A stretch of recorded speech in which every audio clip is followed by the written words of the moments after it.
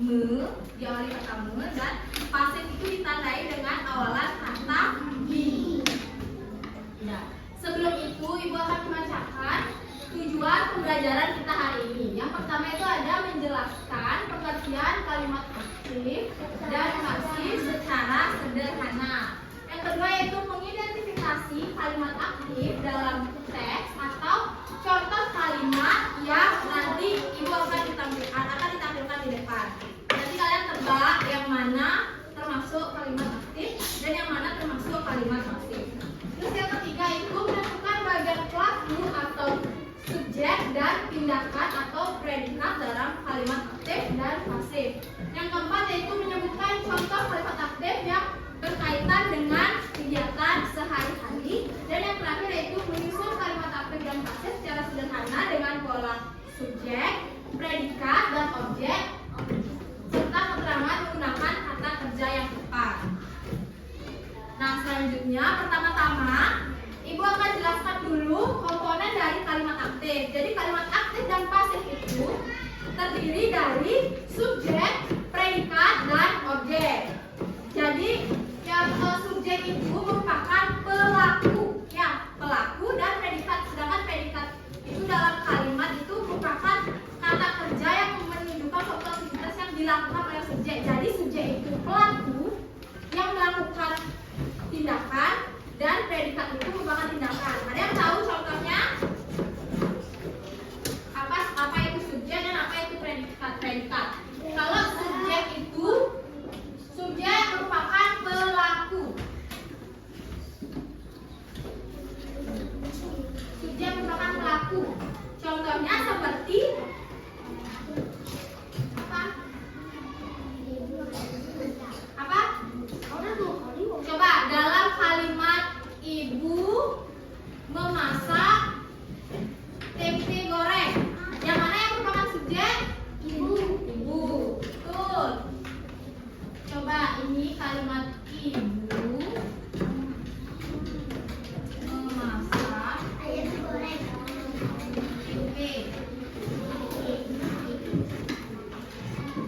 Yang mana tadi yang merupakan subjek? Ibu. Kenapa Ibu dikatakan subjek? Pelaku. Karena Ibu merupakan pelaku dari suatu aktivitas. Nah, aktivitas itu bisa dikatakan apa? Predikat. Yang mana yang termasuk predikat? Memasak. Kenapa dikatakan predikat? Karena apa? Karena apa? Melakukan. Karena predikat itu merupakan suatu aktivitas yang dilakukan oleh Ibu oleh Ibu selaku subjek atau pelaku suatu tindakan. Sudah paham semuanya? Kalau tempe itu termasuk apa? Objek. Nah, sudah pada mengerti semuanya ya. Sekarang kita langsung masuk ke kalimat aktif. Tadi di awal sudah ada temannya yang menyebutkan ciri-ciri dari kalimat aktif. Jadi kalimat aktif itu merupakan kalimat yang subjeknya melakukan sesuatu. Subjeknya itu nomor satu, terus umumnya mengikuti pola subjek, predikat, objek. Jadi contoh ini merupakan contoh kalimat aktif karena terdiri dari pola subjek, predikat, dan objek. Nah, itu ciri-cirinya ya. Ingat ciri-cirinya kalau kalimat aktif itu pola kalimatnya subjek, predikat, objek. Subjeknya yang di depan, ya. Terus tuh predikatnya atau aktivitasnya, tindakannya itu diawali dengan imbuhan me dan ber. Terus fokus utamanya itu ada pada subjek, makanya dia ditaruh di depan. Ya, sudah mengerti semuanya? Ada lagi yang bisa mencontohkan kalimat aktif? Mana yang bisa mencontohkan yang kalimat aktif? Siapa yang bisa mencontohkan?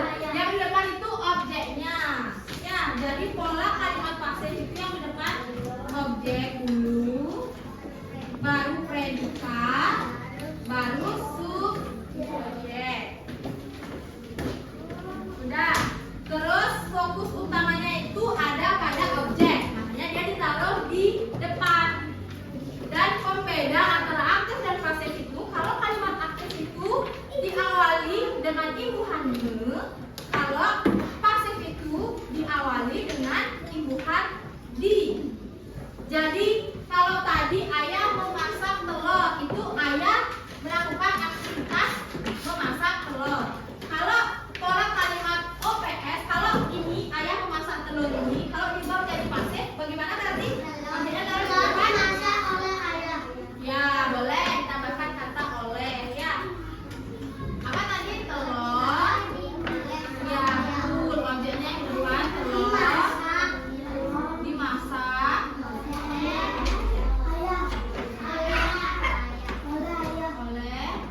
ayah. Ya, betul. Jadi objek dulu di depan, baru predikat, baru subjek.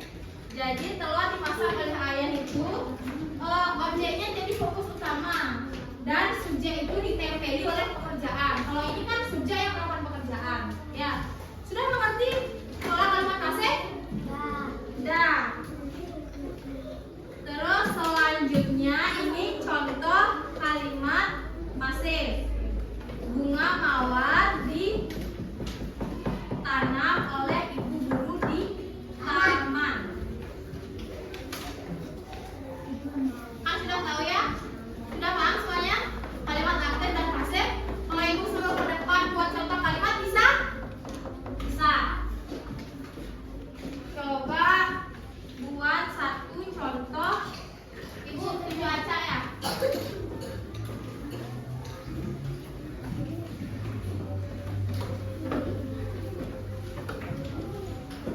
Coba. Sudah semuanya mengerti? Sudah semuanya paham? Siapa yang belum paham? Yang akan tanya tinggi-tinggi. Siapa yang belum paham? Kenapa? Kenapa belum paham? Bagian mana? Kenapa belum paham? Kenapa belum paham?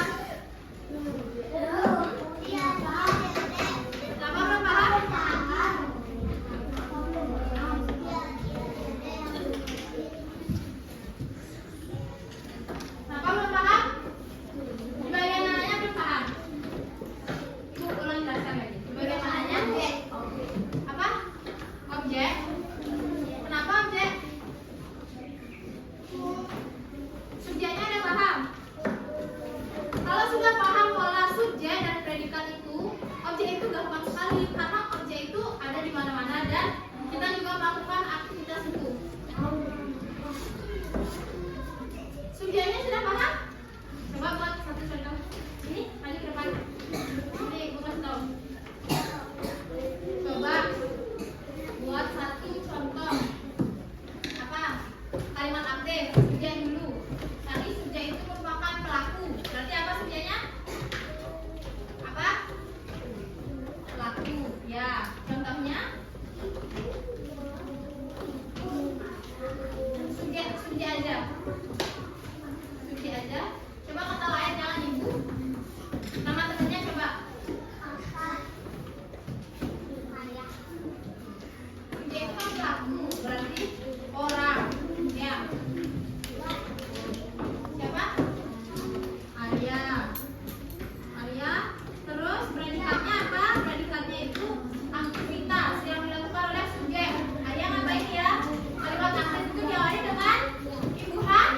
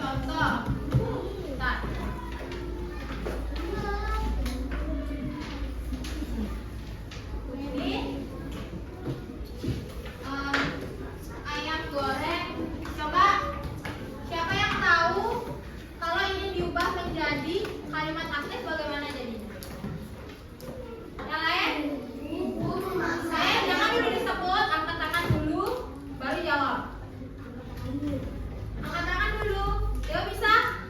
Ayo. Berdiri. Berdiri aja. Apa berarti? Ibu memasak ayam goreng. Apa? Ayam goreng dimasak oleh ibu. Diubah menjadi kalimat aktif. Ibu memasak ayam goreng. Ibu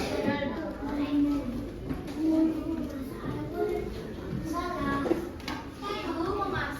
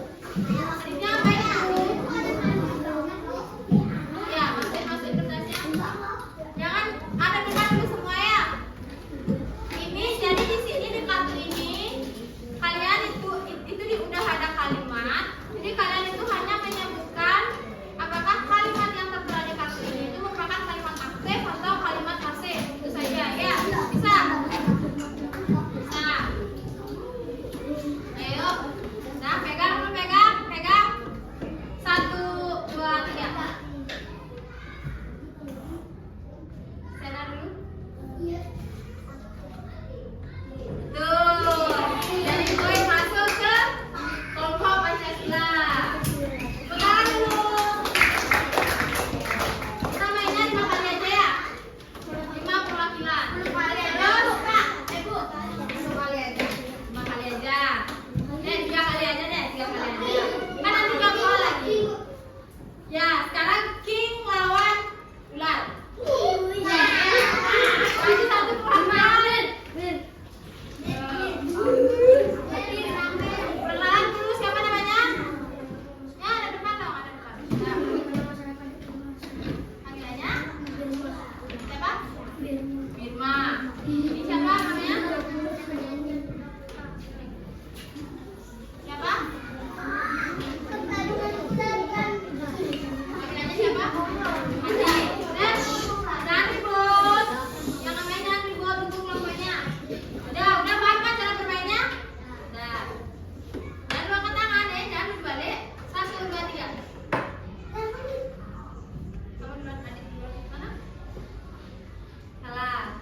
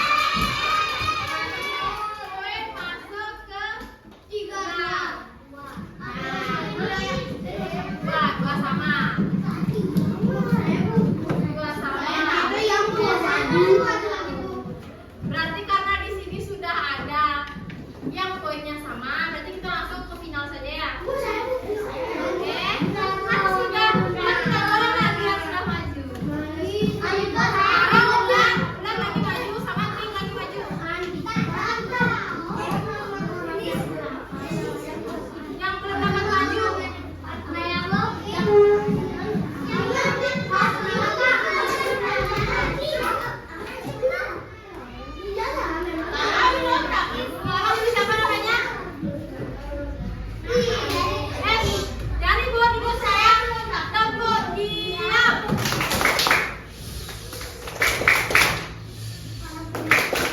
Oke, duduk. Silakan, siapa namanya?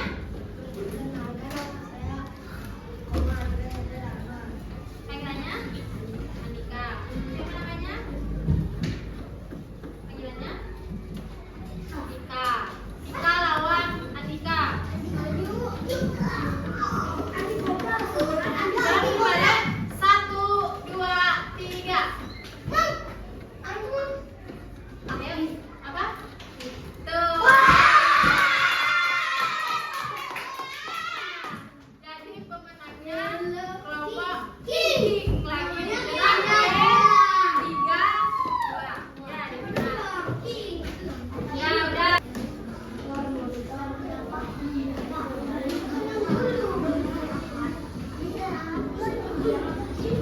Tinggal ke belakang. Oh iya, ke belakang. Tinggal centang-centang aja ya. Ulangan. Jangan lontek.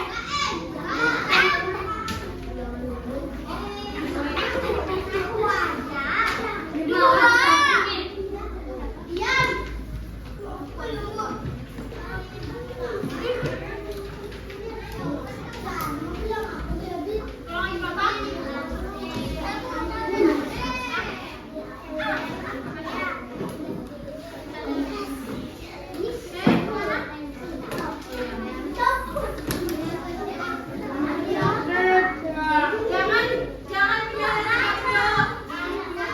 Jangan ribut. Jangan ribut. Udah pas semuanya. Jangan ribut. Jangan ribut. Tepuk diam. Diam. Jangan ribut ya. Langsung jawab aja ya. Langsung jawab aja. Jawab yang di belakangnya. Yang di belakang.